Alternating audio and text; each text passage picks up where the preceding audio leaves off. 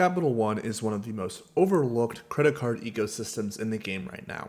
Ever since the Built Palladium came out, a lot of people are asking the question, does Capital One Venture X even work anymore? And while I am a big Built Palladium fan myself, today I want to go over 5 reasons why the Capital One ecosystem is still an ecosystem that you should be a part of, and one that, if you can get approved for their cards, can earn you a ton of points. So if you like what I'm doing, feel free to hit that like button, hit that comment button, hit that subscribe button, and if you're feeling spicy, maybe join the channel memberships. So the first reason why I think Capital One is still a great ecosystem is that it has a very simple credit card setup. You get your Venture card, and then you get your Capital One Saver card. Now, you can either get a Venture or a Venture X. The Venture X is kind of the card most people associate with the Capital One ecosystem. It has a $395 annual fee, and it comes with a $300 travel credit that you can use every year, as well as 10,000 bonus points every time you renew the card. So some people will go out there and tell you that the Capital One Venture X basically pays you $5 to hold it, because again, that $300 travel credit is quite easy to use, and 10,000 bonus points is always worth at least $100 when used for things like travel. So $400 worth of value for a $395 annual fee card, that's pretty nice. Now, is it actually paying you $5? Not really, but hey, it's a great tagline. Now, I'm not going to review all of these cards super in depth today. Feel free to do that on your own, but one of the big hallmarks of this card is lounge access and great purchase protections, as well as some other nice features. But really, if you live near or fly through a Capital One lounge, the Capital One Venture X is the #1 card you should be prioritizing. Capital One lounges are some of the nicest lounges out there. I definitely wish I had this card when flying through DFW as often as I do sometimes. For a 2x earning card, this will be your workhorse, and a majority of your spend will go on this card, and you will earn a really nice points currency.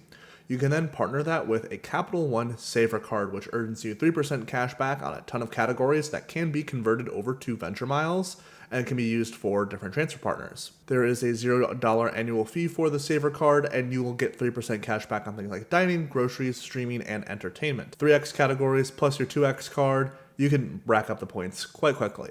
Now, I also want to highlight the Capital One Quicksilver card. So if you didn't know, Capital One is currently transitioning a lot of their cards from MasterCard or Visa to the Discover network, as they did acquire that last year. For some cardholders, if you request a new card instead of a Visa or MasterCard, you might get a brand new Discover card instead. For some people who had the Capital One Quicksilver card, which is just a 1.5% cashback card, when they transitioned over to the Discover network, they were offered some special new things on their credit card, specifically both 3% cashback on gas and grocery. So if this is something that comes to the Quicksilver for everyone, I think this would be a nice third card to add to the ecosystem. But right now it's not for everyone, and if you go on and apply online, you're just going to get that 1.5% cashback, as far as I know. If you have been offered this benefit on your Quicksilver card, feel free to leave that in the comments down below. We'd love to see how many people actually got that offer. The second reason why Capital One is a great ecosystem is that it's a great complementary ecosystem. By having these 2 solid point earning cards, you can kind of mix and match with other different ecosystems. Everyone always says Chase needs a grocery category. Well, if you just run a Chase and Capital One setup, you really can earn a ton of points, more than if you just ran just a basic Chase setup.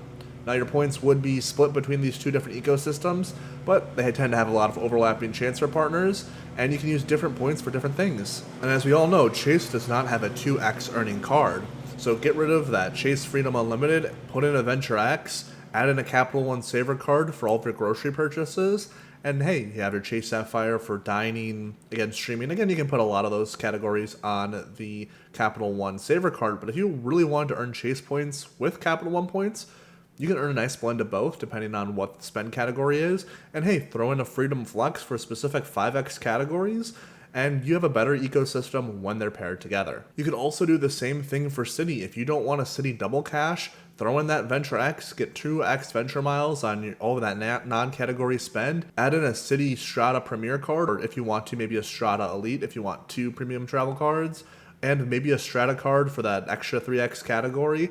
Like I said, earn 3x on specific categories, 2x everywhere else, and it works together quite nice.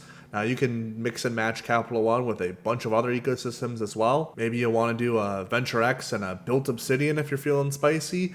But I think specifically with Chase and Citi, Capital One can play a great complementary role. Even if it isn't your main ecosystem, Capital One is there on the sidelines, ready to be called in. Third reason why you should consider Capital One as your ecosystem of choice is that it has pretty solid transfer partners.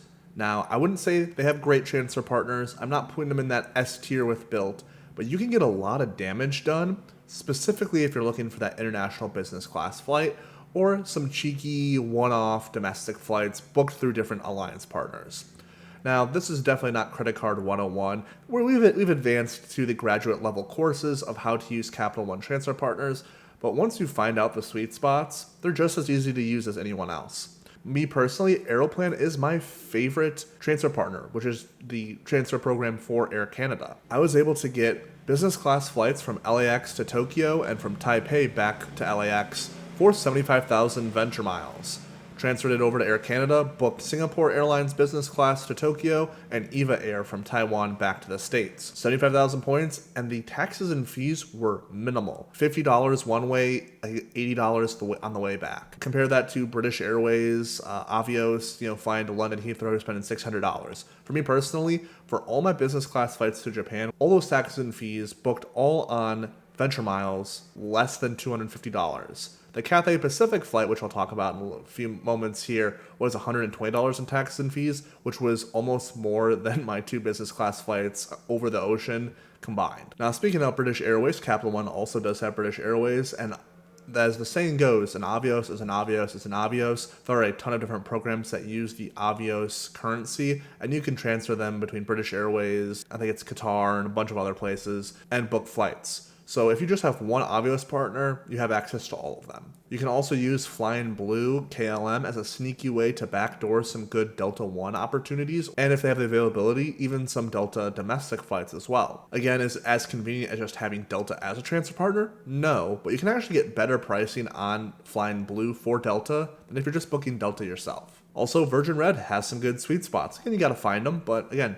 they have some nice opportunities here and there. Cathay Pacific, this is a transfer partner that I knew about but never previously used, but I just transferred over 20,000 Capital One miles plus 13,000 Built points over to Cathay Pacific to get my business class flight from Osaka to Taipei. It's around a 2.8-ish cent per point offer, pretty solid.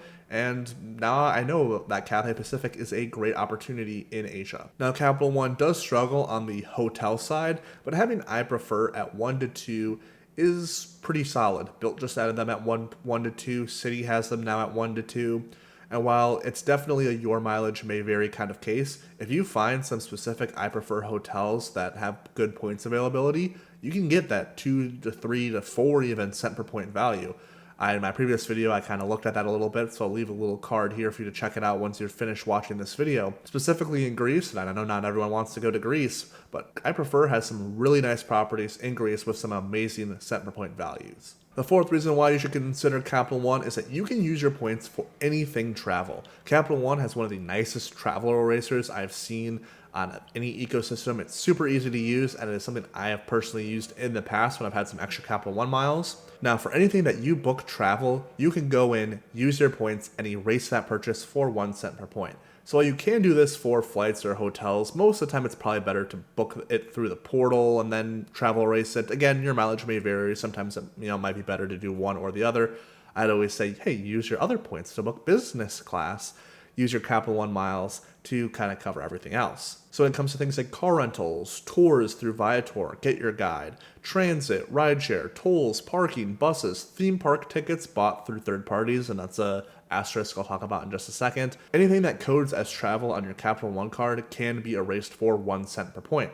Now, ideally, people like to say, I want 2 cents per point for my transferable currencies, which is fair, and if you only want to do that, that's totally your prerogative. But sometimes I don't want to pay for that $50 Uber home. Sometimes I don't want to pay for this tour to see Mount Fuji. I'd rather have that completely wiped off and have it be free. This is a great tool to use for things that you can't always use points for. Now, I know this is not a tool that everyone will use, but for myself personally, I've saved hundreds of dollars using the travel eraser for things that I couldn't use points for in other instances. Now, kind of circling back on that theme park tickets bought through third parties thing, if you buy let's say a ticket to Disney or Knott's Berry Farm or something like that, if you buy it directly through them, most of the time that codes as entertainment. But a lot of times, if you book that through a third party, it will code as travel. So I always say do your research. This is big, your mileage may vary, but I did want to highlight that because theme park tickets can be quite expensive. And the fifth and final reason why you should consider Capital One as your main ecosystem, or at least a complimentary one, is that Capital One offers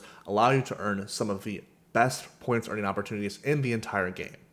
I will routinely see different offers for 10 to 20 to 25x points back when making certain purchases. For example, things that I've seen in the past couple of weeks are 15x back on CVS, a ton of different spend 20, earn 1,000 point offers on a bunch of different things like eBay, Adidas, Expedia, Staples, Five Guys. Again, photos kind of blurry, but you can kind of see some opportunities there. Spend $20, earn different amounts of miles.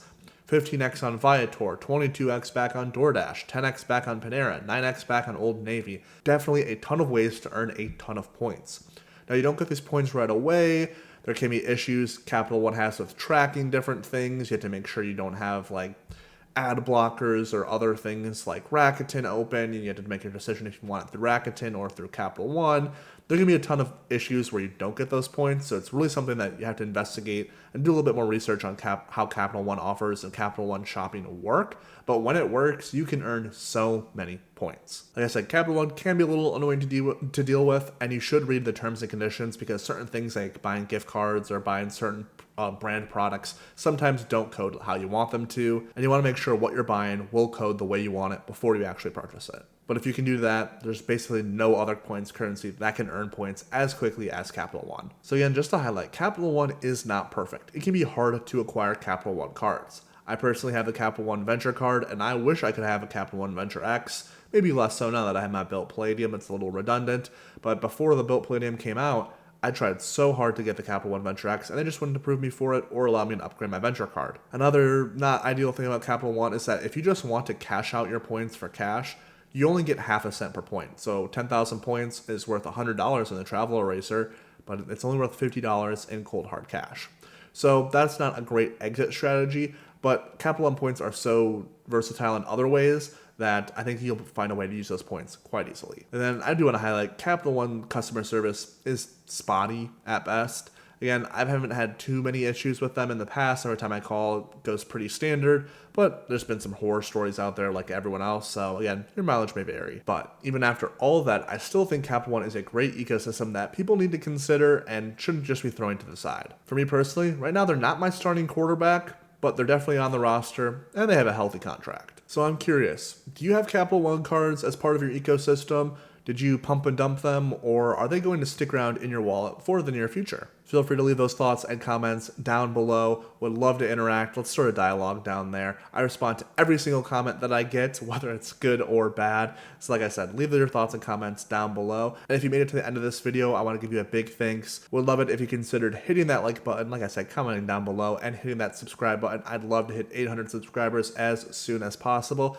And if you're interested in supporting the channel in other ways, I do have channel memberships at $2.99 a month. I do have 17 or 18 members only videos that you can go binge watch the whole thing right now. I do try to post at least one, ideally 2 members only videos a week. I do have some updates on my strategery for IHG Diamond status. Again, join the memberships, watch all those update videos. I will have my final update coming sometime next week. So again, thank you for watching this video, and most importantly, have a great rest of your day.